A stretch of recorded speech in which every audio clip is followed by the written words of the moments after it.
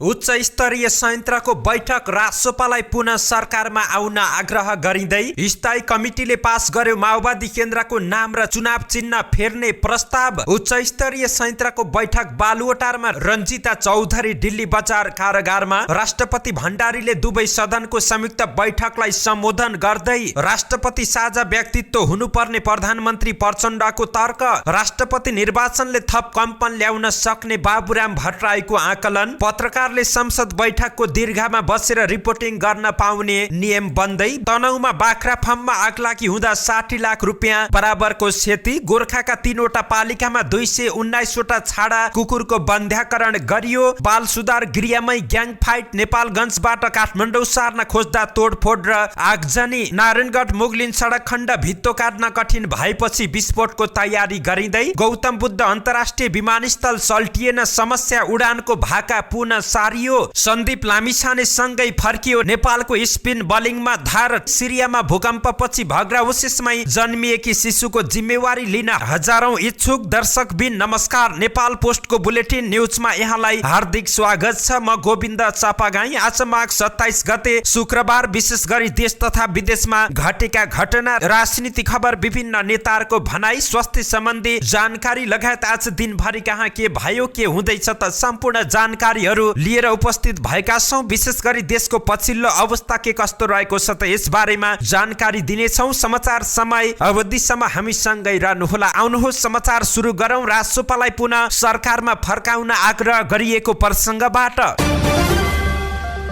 सत्ता साझेदार नेकपा एमाले अध्यक्ष केपी शर्मा ओली नेतृत्वको उच्च स्तरीय राजनीतिक संयन्त्रको बैठकमा राष्ट्रिय स्वतन्त्र पार्टीलाई पुनः सरकारमा ल्याउन आग्रह गरिएको छ। बालुवाटारमा बसेको बैठकमा छलफलको एजेन्डा रासोपालाई सरकारमा ल्याउने बारे पनि रहेको सहभागी एक नेताले जानकारी दिएका हुन्। तर यसमा रविले दिएको जवाब बारे केही बताइएको छैन। सरकारबाट बाहिरिएको रासोपाले समर्थन भने कायमै राखेको छ। बैठकमा नेकपा माओवादीका अध्यक्ष पुष्पकमल दाहाल प्रचण्ड, नेकपा एमालेका अध्यक्ष केपी शर्मा ओली, राष्ट्रिय स्वतन्त्र पार्टीका सभापति रवि लामिछाने, राष्ट्रिय प्रजातन्त्र पार्टीका अध्यक्ष राजेन्द्र लिङदेन सहभागी रहेका थिए। जसपा, जनमत र नागरिक उन्मुक्तिका नेता भने उपस्थित भएनन्। 2 महिना नपुग्दै रासोपा बाहिरिनु, राष्ट्रपतिमा प्रधानमन्त्री प्रचण्डले राष्ट्रिय सहमतिको अडान लिनु जस्ता विषयमा गठबन्धनमा खटपट देखिएको छ। हिजो मात्र नागरिक उन्मुक्तिले विश्वासको मत नदिँदा एमाले नेतृत्वको सुदूरपश्चिम सरकार ढलेको छ। आजको बैठकमा प्रचण्ड सरकारको पूर्णता, राष्ट्रपतिको निर्वाचन लगायत को विषयमा पनि छलफल हुने जानकारी प्राप्त भएको थियो।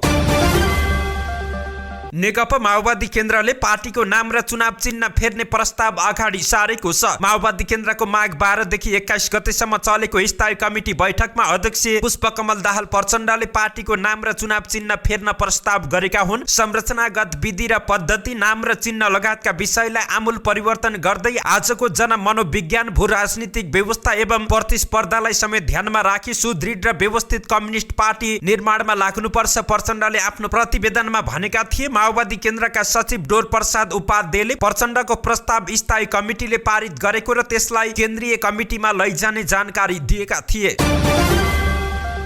सत्ता गठबन्धनको उच्च स्तरीय राजनीतिक संयन्त्रको बैठक प्रधानमन्त्रीको सरकारी निवास बालुवाटारमा जारी हुँदै गर्दा तर गठबन्धनमै आबद्ध 3 दलका नेता बैठकमा सहभागी भएनन्। गठबन्धनमा 7 दल रहेका छन्। बैठकमा 4 दलका नेता मात्र सहभागी भएका हुन्। गठबन्धनमै रहेका जनता समाजवादी पार्टी, जसपा, नागरिक उन्मुक्ति पार्टी र जनमत पार्टीका कोही पनि नेता बैठकमा सहभागी नभएका हुन्। स्रोतका अनुसार जसपाका अध्यक्ष उपेन्द्र यादव जनकपुरमा रहेका छन्। नागरिक उन्मुक्तिका अध्यक्ष रञ्जिता श्रेष्ठ चौधरी दिल्ली बजार कारागार पुगेकी छिन्। त्यहाँ उनले आफ्ना पति समेत रहेका नेता रेशम चौधरीसँग भेटवार्ता गरिरहेको स्रोतले जानकारी दिएको छ। यस्तै जनमतका अध्यक्ष सीके राउत अहिले काठमाडौँ उपत्यका भन्दा बाहिर रहेको सो पार्टीका एक नेताले जानकारी दिएका छन्।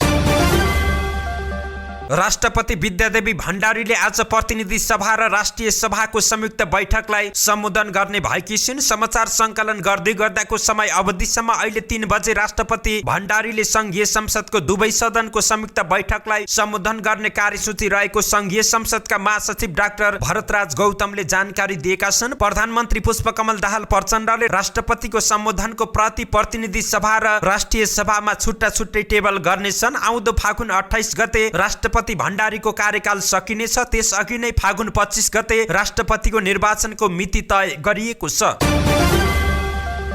नेकपा माओवादी केन्द्रका अध्यक्ष पुष्पकमल दाहाल प्रचण्डले संविधानको रक्षक एवं लोकतन्त्रको पहरेदार भएकाले राष्ट्रपतिमा साझा व्यक्तित्व हुनुपर्छ भन्नेमा आफू र आफ्नो पार्टी रहेको स्पष्ट पारेका छन्। पार्टीको बिहिबार भएको केन्द्रीय समिति बैठकलाई सम्बोधन गर्दै उनले विगतको अभ्यासका आधारमा हेर्दा पनि मुलुकको प्रमुख व्यक्तित्व सबैको साझा हुनुपर्छ भन्नेमा आफूहरू प्रष्ट रहेको बताए। विगतमा भएका त्रुटिहरू प्रति सचेत रहँदै राष्ट्रपति साझा व्यक्तित्व हुनुपर्छ भन्नेमा आफूहरू स्पष्ट रहेको प्रचण्डले बताएको केन्द्रीय सदस्य मनोहरी तिमली सिन्हाले जानकारी दिएका हुन्। बैठकमा महासचिव देवप्रसाद गुरुङले हालै सम्पन्न स्थायी समितिको बैठकले गरेका निर्णयका बारेमा आफ्नो धारणा राखेका थिए। पूर्व प्रधानमन्त्री एवं नेपाल समाजवादी पार्टीका अध्यक्ष बाबुराम भट्टराईले चुनावको 3 महिना नपुग्दै सरकार परिवर्तन हुनु जस्ता घटनाले अस्थिरताको दुष्कर्ममा फस्न लागेको संकेत गर्ने बताएका छन्। विश्वासको मत नपाएर नेकपा एमाले नेतृत्वमा रहेको सुदूरपश्चिम प्रदेश सरकार ढलेपछि बिहिबार बेलुकी ट्विट गर्दै उनले यस्ता घटनाले अस्थिरता निम्ताउन सक्ने उल्लेख गरेका छन्। सत्ता गठबन्धनबाट बनेको सुदूरपश्चिम सरकार सत्ता घटक दल नागरिक उन्मुक्ति पार्टीका सांसदले विश्वासको मत नदिने भएपछि बिहिबार ढलेको थियो। मुख्यमन्त्रीले विश्वासको मत लिने प्रस्ताव गरेको प्रदेशसभा बैठकमा 7 जना सांसद रहेको निर्णायक शक्ति नागरिक उन्मुक्ति पार्टीका सांसद अनुपस्थित रहेका थिए। सुदूरपश्चिममा बिहिबार नै नेपाली कांग्रेसको नेतृत्वमा सरकार बनेको छ। सत्ता गठबन्धनकै समर्थनमा बनेको सरकार 1 महिनामै ढलेपछि 7 दलीय सत्ता गठबन्धन भित्र असन्तुष्टि समेत देखिएका छन्। नागरिक उन्मुक्तिले भने जेलमा रहेका रेशम चौधरी लगायत रिहाई हुनुपर्ने अडान राख्दै आइरहेको छ। यो माग पूरा नभएसम्म सरकारमा सहभागी नहुने पनि नागरिक उन्मुक्ति पार्टीको अडान रहँदै आएको छ। संसद बैठकको समाचार संकलनका लागि पत्रकार दीर्घाको व्यवस्था गर्ने बारेमा सांसदहरू एकमत भएका छन्। संसदमा रिपोर्टिङका लागि संसद बैठक कक्षमा पत्रकार दीर्घा अर्थात् लबी रिपोर्टिङको व्यवस्था गर्ने बारे नियम प्रतिनिधि सभा नियमावलीमा समावेश गरिने भएको छ। बिहिबार सिंहदरबारमा बसेको प्रतिनिधि सभा नियमावली मस्यौदा समितिको बैठकमा एमाले सांसद सुभाष नेमाङले यसबारे प्रस्ताव गरेका हुन्। नेमाङले संसदको रिपोर्टिङको लागि लबीको व्यवस्था गर्नेछौँ भन्ने नियम राख्न आग्रह गरे। हाल प्रतिनिधि सभा बैठकमा पत्रकारहरूलाई समाचार संकलन गर्न मिडिया सेन्टरका साथै संसदको बाल्कनीसम्म पहुँच दिएको छ। बेलायतले सन् 1731 देखि संसद बैठकको छेउमा समाचार संकलनका लागि पत्रकारका लागि लबी अर्थात् पत्रकार दीर्घाको व्यवस्था गर्न सुरु गरेको थियो। तनहुँको बन्दीपुर गाउँपालिका 5 याम्पामा रहेको कुमालटारी बाख्रा फार्ममा आगलागी हुँदा करिब 60 लाख रुपियाँ बराबरको क्षति भएको छ। स्थानीय चेत प्रसाद तिवारी, कुल प्रसाद तिवारी र विष्णु अम्मगाईले सञ्चालन गरेको फार्ममा हिजो बिहिबार दिउँसो आगलागी भएको हो। आधुनिक बाख्राको खोर निर्माणका क्रममा विद्युत सर्ट भएर आगलागी हुँदा फार्मको 80% भन्दा बढी भाग जलेर नष्ट भएको छ। वडा अध्यक्ष ध्रुव लामिछानेका अनुसार फार्ममा करिब 120 वटा बाख्रा र 200 वटा कुखुरा पालिएको थियो। खोरमा रहेका बाख्रालाई निकालिएको तर केही कुखुरा भने मरेको उनले जानकारी दिएका छन्। करिब 2 करोड रुपियाँ लगानी रहेको फार्मलाई आधुनिक बनाउने क्रममा परालमा अचानक आगो सल्किँदा आगलागी भएको कुल प्रसाद तिवारीले जानकारी दिएका हुन्। ट्याङ्कर बन्दीपुर गाउँपालिका र ब्यास नगरपालिकाको दमकल, स्थानीय सशस्त्र प्रहरी तथा नेपाल प्रहरीको सहयोगमा करिब 4 घण्टापछि आगो नियन्त्रणमा आएको थियो। गोर्खाका 3 वटा पालिकामा 219 वटा कुकुरको बन्ध्याकरण गरिएको छ। गोर्खा नगरपालिका, भीमसेन थापा गाउँपालिका र आरुघाट गाउँपालिकामा गरी 219 वटा छाडा कुकुरको बन्ध्याकरण गरिएको छ। गण्डकी प्रदेश सरकारको वार्षिक कार्यक्रम अनुसार कुकुरको बन्ध्याकरण गरिएको भेटनरी अस्पताल तथा पशु सेवा विज्ञ केन्द्रले जानकारी दिएको छ। छाडा कुकुरको संख्या नियन्त्रण गर्ने उद्देश्यले बन्ध्याकरण कार्यक्रम गरिएको केन्द्रकी निमित्त प्रमुख डाक्टर शर्मिला कुमारले जानकारी दिएकी हुन्। गएको वर्ष गण्डकी गाउँपालिकाका 78 वटा कुकुरको बन्ध्याकरण गरिएको थियो। आउँदो वर्ष पनि अन्य पालिकामा यो कार्यक्रम सञ्चालन हुने उनले जानकारी दिएकी छिन्। गैराती बाँकेको डडुवा गाउँपालिका वडा नम्बर 6 स्थित जयन्दु बाल सुधार गृहमा तोडफोड र आगजनी भएको छ। घटना आज बिहानसम्म सामान्य भएको बाँके प्रशासनले जानकारी दिएको छ। स्थानान्तरण हुने र नहुने भन्ने दुई पक्ष बीचको विवादले उग्र रूप लिँदा घटना भएको बाँकेका प्रमुख जिल्ला अधिकारी विपिन आचार्यले जानकारी दिएका छन्। उनले कानुनी विवादको विषयलाई संघ संस्थाको समन्वयमा समाधान गरेर आज बेलुका केहीलाई काठमाडौँ स्थानान्तरण गरिने जानकारी दिएका छन्। अहिले कुनै समस्या छैन, सामान्य अवस्था रहेको छ। प्रमुख जिल्ला अधिकारी आचार्यले भने सुधार गृहमा रहेका केहीलाई काठमाडौँ स्थानान्तरण गर्न थालेको भन्दै तोडफोड र आगजनी भएको थियो। बाल सुधार गृहमा हतियार सहित प्रवेश गर्न कठिनाई भएकाले अवस्था नियन्त्रणमा ल्याउन प्रहरीलाई हम्मे भएको थियो। प्रहरीले नेपालगञ्जबाट दमकल बोलाएर आगो नियन्त्रणमा लिने प्रयास गरे पनि नियन्त्रणमा लिए लगत्तै उनीहरूले आफै सुत्ने सिरक डसनामा आगजनी गरेका थिए। तोडफोड भएको ब्लकमा कानुनी विवादमा परेका करिब 70 जना आश्रित रहेका छन्। सुधार गृहको 3 वटा भवन मध्ये पुरानो भवनमा आगजनी र तोडफोड भएको बताइएको छ। सुधार गृहमा कुल 223 जना आश्रित रहेका छन्। उनीहरूबीच पछिल्लो 1 महिनामा 4 पटक ग्याङ फाइट भएपछि केहीलाई काठमाडौँ स्थानान्तरण गर्ने तयारी गरिएको थियो। कानुनी विवादमा परेर सुधार गृहभित्र राखिएकाहरू 2 समूहमा विभाजन भएर भिडन्तमा उत्रँदै आएपछि एक समूहलाई काठमाडौँ स्थानान्तरण गर्न थालिएको छ।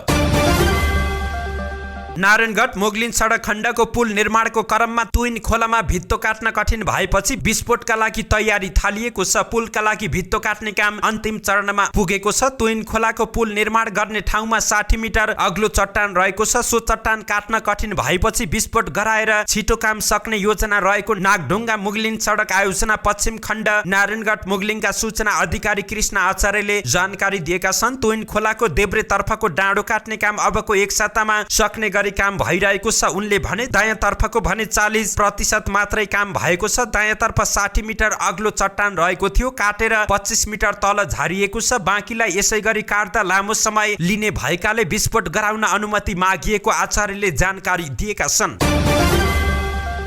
गौतम बुद्ध अन्तर्राष्ट्रिय विमानस्थलबाट अन्तर्राष्ट्रिय उडानहरू रोकिएको 2 महिना पुग्न थाल्यो। खराब मौसम अर्थात् हुस्सुको कारण देखाउँदै पुस 21 डिसेम्बरदेखि विमानस्थलमा अन्तर्राष्ट्रिय उडान ठप्प रहेको छ। यहाँबाट सुरु गरेर जजिरा र हिमालय एयरलाइन्सले अहिले सेवा रोकेका छन्। 8 महिना अघि जेठ 2 गते तत्कालीन प्रधानमन्त्री शेरबहादुर देउवाले विमानस्थल उद्घाटन गरेसँगै कुवेतको जजिरा एयरलाइन्सले अन्तर्राष्ट्रिय उडान सुरु गरेको थियो। कार्तिक 17 देखि चार्टर्ड उडान सुरु गरेको हिमालय एयरलाइन्सले 16 डिसेम्बरदेखि उडान रोकेको छ भने जजिराले मौसमको कारण देखाउँदै गत 21 डिसेम्बरदेखि आफ्नो उडान रोकेको हो। पछिल्लो पटक विमानस्थल व्यवस्थापनले फेब्रुअरी 2 तारिकदेखि जजिराले उडान सुरु गर्ने आश्वासन दिएको जानकारी गराएको थियो, तर उक्त भाका पनि 1 हप्ता नागिसक्यो तर पनि उडान सुचारू हुन सकेको छैन। त्रिभुवन अन्तर्राष्ट्रिय विमानस्थलको विकल्पका रूपमा सञ्चालन गरिएको यो विमानस्थलमा दैनिक 30 देखि 40 वटासम्म उडान गर्न सकिने क्षमता रहेको छ। प्रवक्ता झाका अनुसार विमानस्थल फुल फेजमा सञ्चालन नहुँदै उडान रोकिएकाले महिनाको 30 लाखसम्म विमानस्थललाई घाटा लागेको जानकारी दिएका छन्।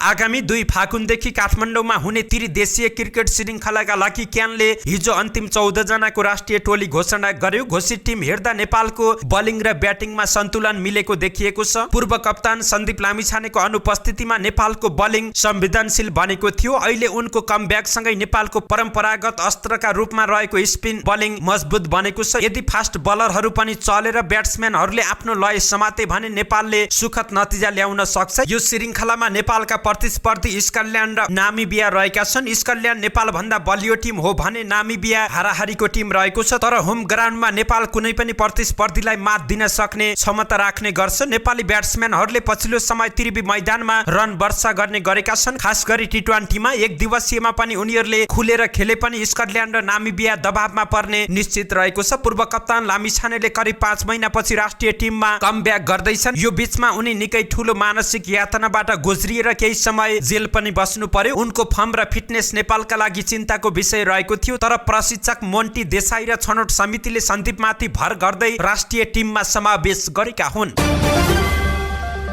सिरियामा भूकम्पले भत्काएको घरको भग्रावशेषमै जन्मिएकी शिशुको जिम्मेवारी लिन हजारौंले इच्छा देखाएका छन्। गएको सोमबार भूकम्पमा घर भत्किएपछि भग्रावशेषमै जन्मिएकी शिशुको मंगलबार उद्धार भएको थियो। शिशुकी आमा सहित परिवारका सबै सदस्यको ज्यान गएको छ। डाक्टरले शिशुको नाम आया राखिदिएका छन्। अरबी भाषामा आयाको अर्थ जादु अथवा अकल्पनीय भन्ने हुन्छ। उपचार गराइरहेकी आयालाई आफूले पाल्न चाहेको भनेर हजारौंले इच्छा देखाइरहेको बीबीसीले जानकारी दिएको छ। एक व्यक्तिले शिशुलाई अपहरण गरेर उनलाई नयाँ जीवनको बाटो देखाउन चाहेको बताएका छन्। यस्तै कुवेतमा टेलिभिजन कार्यक्रम चलाउने एक महिलाले कार्यक्रमबाटै यदि कानुनले दिने भएमा आफूले नै शिशु लिन चाहेको बताएको खबरमा उल्लेख रहेको छ। शिशुको उपचार गराइरहेको अस्पतालका निर्देशक खालिदले शिशुलाई जिम्मा लिनको लागि विभिन्न देशबाट दैनिक सयौं फोन आइरहेको जानकारी दिएका छन्। आफ्नो शिशु पनि अहिले जम्मा 4 महिनाको भएको र श्रीमतीले नै आयालाई दूध खुवाइरहेको पनि निर्देशक खालिदले बताएका छन्। आया आफ्नै छोरी जस्तै लागेको उनको भनाइरहेको छ। आया जन्मिएको भवनमा उनका आफन्तहरूको अहिले पनि खोजी भइरहेको छ। समाचार सङ्कलन गर्दै गर्दाको समय अवधिसम्म गएको सोमबारको भूकम्पमा परेर अहिलेसम्म 21,000 जनाको ज्यान गएको छ।